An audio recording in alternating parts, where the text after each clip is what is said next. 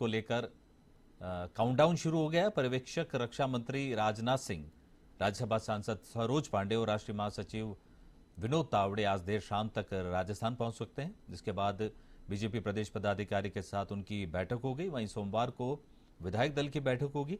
इस बैठक से पहले प्रदेश भाजपा ने सभी विधायकों को जयपुर बुला लिया है। राष्ट्रीय अध्यक्ष जेपी नड्डा की विधायकों से शनिवार रात बातचीत हुई और वीसी के जरिए राष्ट्रीय अध्यक्ष नड्डा सहित सभी नवनिर्वाचित विधायकों से जुड़े। विकसित भारत संकल्प यात्रा और पार्टी के आगामी कार्यक्रमों को लेकर विधायकों से बातचीत की और जेपी नड्डा ने नवनिर्वाचित विधायकों को जीत के बाद टास्क भी दे दिया है। तो विधायकों को 17 दिसंबर तक संकल्प यात्रा की तैयारियां पूरा कर लेने के निर्देश दिए गए हैं और नड्डा ने अपने विधायकों को कहा कि अपने अपने विधानसभा क्षेत्र में प्रभावी रूट लाइन तैयार करें। कई विधायक 3 से 6 बार के, उन्होंने पहले भी कई अभियानों को गति दी है। जो युवा विधायक जीत कर आए, उनके जोश से अभियान को गति मिलेगी। तो इस वीसी में राष्ट्रीय महासचिव सुनील बंसल, प्रदेशाध्यक्ष सीपी जोशी, संगठन महामंत्री चंद्रशेखर भी जुड़े थे।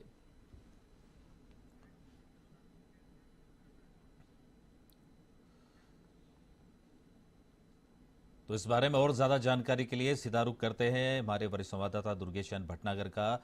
जी दुर्गेश, हम रायपुर की तो बात कर चुके हैं, छत्तीसगढ़ की बात हमने की है। अब राजस्थान के बारे में क्या ताजा अपडेट है? पर्यवेक्षक कब तक राजस्थान में पहुंचेंगे, विधायक दलों के साथ कब मीटिंग होगी और राजस्थान में कब तस्वीर साफ होगी? जल्द हो जाएगी साफ।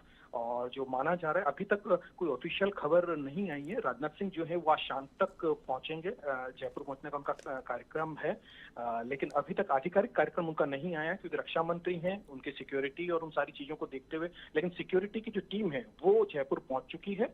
तो ऐसे में माना जा रहा है कि आज शाम तक जो राजनाथ सिंह है वो पहुंच जाएंगे। विनोद तावड़े और सरोज पांडे जो है वो भी पहुंच जाएंगी जयपुर।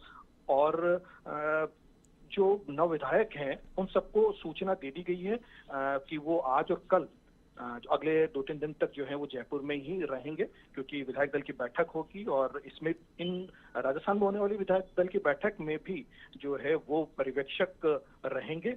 और उसके बाद इनका मन खंगाला जाएगा। नेतृत्व के जो निर्देश हैं वो उनके साथ साझा किए जाएंगे। क्या आगे की बीजेपी की रणनीति रहने वाली है वो उनके साथ साझा की जाएगी। उसके बाद एक सहमति बनाकर मुख्यमंत्री के चेहरे की नाम की घोषणा कर दी जाएगी।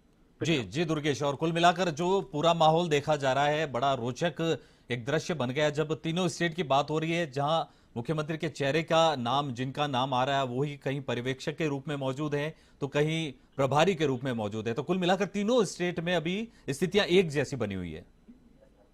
बिल्कुल बिल्कुल आप ठीक कह रहे हैं, क्योंकि आपने पहले भी देखा है कि प्रधानमंत्री ने कई बार चौंकाया है। चाहे असम का मामला हो, चाहे हरियाणा का मामला हो, वहां पर भी चौंकाने वाले एकदम फैसले आए हैं। सबसे बड़ी बात है कि एक जो डेमोक्रेटिक सिस्टम बीजेपी में है उसको और प्रगाढ़ किया जा रहा है। और कोशिश इस बात की जा रही है कि बपूती के तौर पर लोग जो है इन पोस्टों को ना लें। संगठन में जो पोस्टें हैं उनको और जो संवैधानिक पोस्टें हैं उनको लेकर इस तरीके की लोगों में चर्चा ना हो या इस तरीके की स्थिति ना हो जैसे कि कांग्रेस में रहती है कि एक ही परिवारवाद और उस तरीके का। तो वो सारी चीजों को लेकर एक सुचिता की बात जो है वो संगठन के तौर पर चल रही। प्रधानमंत्री भी कई बार मंचों से कह चुके हैं कि इस तरीके की स्थिति नहीं होनी चाहिए, नयों को मौका मिलना चाहिए, सेकंड लाइन तैयार होनी चाहिए, क्योंकि कांग्रेस की सेकंड लाइन तैयार नहीं है। तो ऐसे में ये दिक्कत जो है, कांग्रेस जो है वो अर्श से फर्श पर आ गई है। तो वो स्थिति बीजेपी की ना हो, इन सारी चीजों को लेकर कवायद है। और माना यही जा रहा है कि नए चेहरों को आगे मौका मिलेगा, चाहे मंत्रिमंडल हो और चाहे सीएम के फेस को लेकर हो। विक्रम जी दुर्गेश, और हम उम्मीद करते हैं कि आज जो रविवार का दिन है तो ये कई सारे तस्वीरें क्लियर कर देगा। तीनों स्टेट में जो मुख्यमंत्री के नाम की जो चर्चाएं चल रही है, कौन बनेगा मुख्यमंत्री, ये क्लियर हो जाएगा। आपका बहुत बहुत धन्यवाद इस तमाम